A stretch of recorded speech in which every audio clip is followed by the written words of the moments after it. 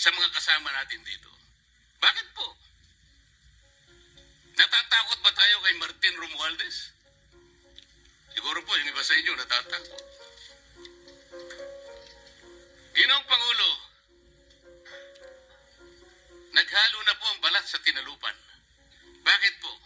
Ngayon ko lamang po nakita sa pagdinig ng Blue Ribbon Committee. Nandun po yung Justice Secretary. Hindi pa po natin natatapos na pagtatanungin yung respondent, yung resource person, na tayo po ang merong legal and physical custody.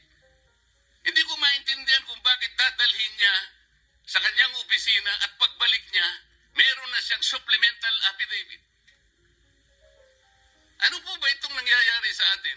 Meron na ba tayong alituntunin? Meron na ba tayong agreement sa pagitan ng DOJ at ang paglilit, ang pag-imbestigang ginagawa natin sa Blue Ribbon Committee?